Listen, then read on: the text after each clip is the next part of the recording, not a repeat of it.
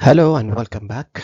This is Dr. Mazin, and today we'll be talking about the endocrine system, the other way to control my bodily functions, and the way to control me slowly.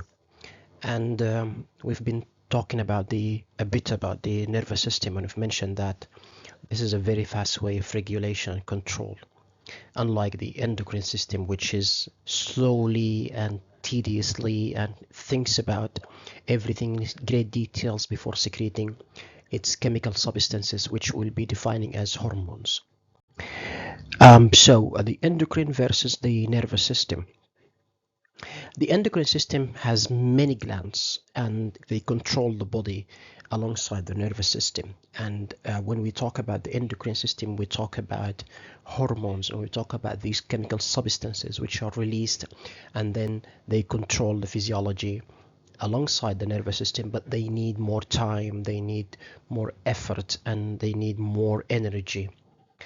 They use the chemical substances known to us as hormones. So I like always to start with the definition. So what is a definition of a hormone? A hormone is a chemical substance. So mind you, these outlined keywords in the definition, it's a chemical substance released by specialized cells. They can be individual cells or aggregate cells in what we call a gland, released into the extracellular fluid, which could be interstitial fluid, blood, or lymph, to form a complex with a specific peripheral receptor to induce a physiological response. So these highlights, these words, these are the key words that you have to mention when you define a hormone. It has to be a chemical substance coming from a specialized cell and released into extracellular fluid, and it has a specific receptor, and they induce a physiologic effect. There are points to consider, points which are universal to some extent when it comes to the endocrine system. First of all, hormones are roughly classified into lipid soluble and water soluble.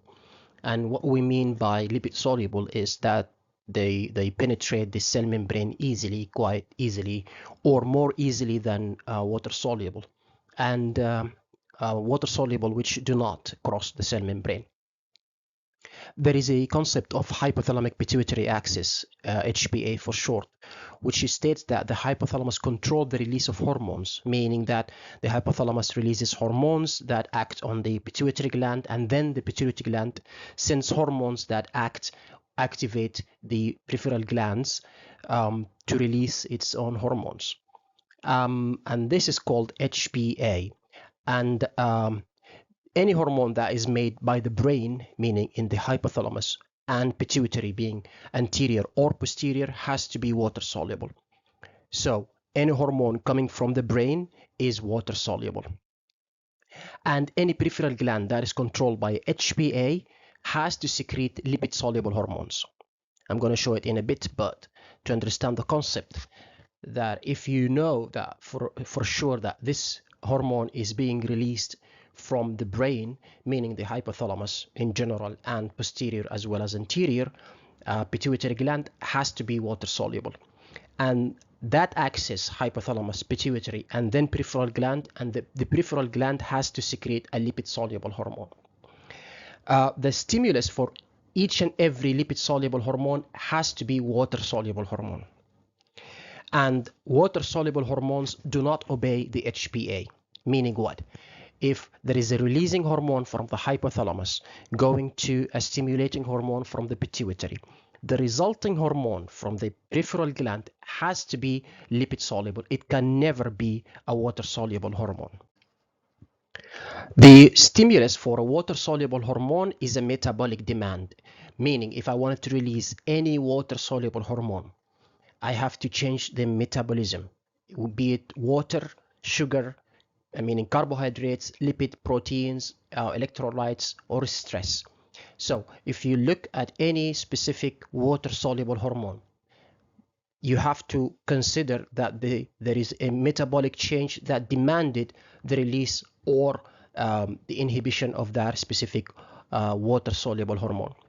While lipid-soluble hormones are actually activated or stimulated by water-soluble hormones, the lipid-soluble hormones act as helpers for the water-soluble hormones, which we call a permissive effect. For example, the lipid-soluble hormone may act on a gene transcription, generating receptors for the water-soluble hormones. So that comes a full circle. In general, lipid-soluble hormones need transporter proteins in the plasma because of their lipid nature. They do not act with water. They do not interfere with water. They try to protect themselves from water. That's why they need a transporter protein in general. The receptors for the lipid-soluble hormones are located either in the cytoplasm or in the nucleus. So cytoplasmic receptors or intranuclear receptors. And the receptors for water-soluble hormones are always cytoplasmic membrane bound. This is in general. Do we have exceptions? Yes, we do. But when we talk about generality, this concept holds true. Now, let's take, for example, the hypothalamus releases specific hormone, and that acts on the anterior pituitary. And then that anterior pituitary hormone, which is water soluble, acts on a peripheral gland, and that peripheral gland releases its lipid soluble hormones. So this is what we call an HPA, or hypothalamic pituitary axis. The hypothalamus does not control the posterior pituitary, rather just the anterior. It generates, it synthesizes the hormones, but they're released and stored in the posterior, but there is no control, direct control whatsoever from the hypothalamus.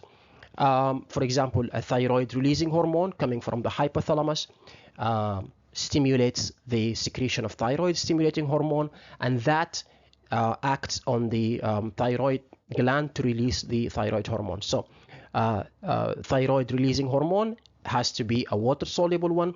Thyroid stimulating hormone has to be a water soluble hormone, and the release of thyroid glands from the thyroid hormone from the thyroid glands, and then that T3 and T4, as we know, are lipid soluble hormones because they do obey the hypothalamic pituitary.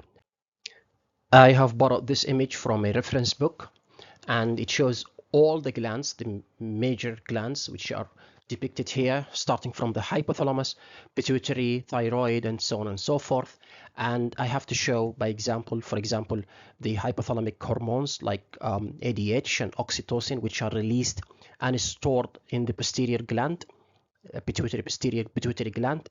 And then the hypothalamus control the anterior pituitary gland by releasing what we call releasing hormones. And then the anterior pituitary responds to this activation by sending out the stimulating hormones. On the end, any peripheral gland that is controlled by the HPA has to send out lipid soluble hormones. For example, thyroid releases T3 and T4 in response to TRH and TSH. The kidneys, for example, and the pancreas, they respond to demand in a change in demands in the metabolism, so they do not obey the HPA. Hence, they send out or release water-soluble hormones like insulin, glucagon, and gastrin, and so many water-soluble hormones from the digestive tract. The gonads, of course, they release from the testes testosterone and estrogen, progesterone, and so on. So they respond automatically and specifically to the HPA control.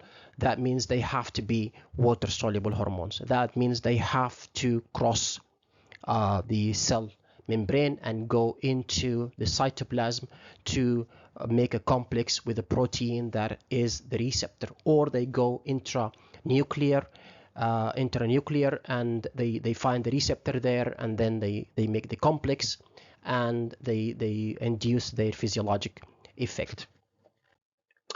Let's take a comparison between the water soluble and the lipid soluble. The stimulation for the water soluble is metabolism, change in metabolism, and we mentioned examples. For example, the change in water demand, electrolytes, sugar, protein, lipids, and so on. the stimulus for any lipid-soluble hormone has to be a water-soluble hormone, WSH. The water-soluble do not obey the HPA. The lipid-soluble do, and the lipid-soluble do need a carrier protein as a general rule. Does that mean that the water-soluble hormone do not bind with a carrier protein in the plasma? No, it doesn't. But when we talk in generality, we try to make it easy on our minds to understand it and formulate a framework for our understanding. The receptors for the water-soluble hormones are membrane bound. That means they are cytoplasmic, meaning they are bound to the outer membrane of the cells.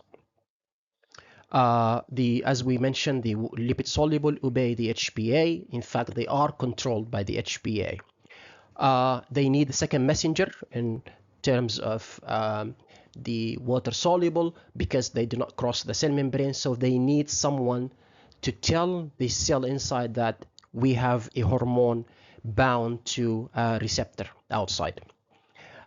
Receptor for the lipid soluble are located inside the cell, and we've mentioned at least two places. That is intranuclear and cytoplasmic, intracytoplasmic. The action on the DNA when it comes to the water soluble are secondary, but the action on the DNA when it comes to the lipid soluble is mandatory, meaning that each and every lipid soluble hormone is going to affect a DNA sequence known as the gene. In general, the water soluble are controlled, metabolized by the kidney, while the liver handles the metabolism and fate of all the lipid soluble hormones. For example, let's take a lipid soluble hormone. This is the cell and this is the hormone being released. It crosses the cell membrane and goes into the cytoplasm. What happens there is that it might bind to a cytoplasmic receptor, forming the complex hormone receptor complex, and that goes into the nucleus, targeting a specific sequence of the DNA, trying to change the expression of a gene.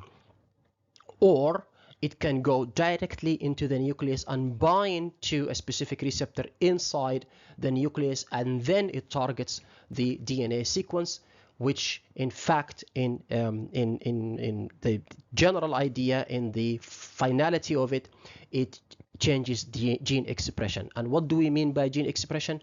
We mean transcription and translation, leading to either inhibition or stimulation of that specific gene. Now, can lipid-soluble hormone act through a receptor that is bound to the membrane? Yes, but this is not a general rule for the lipid-soluble hormones.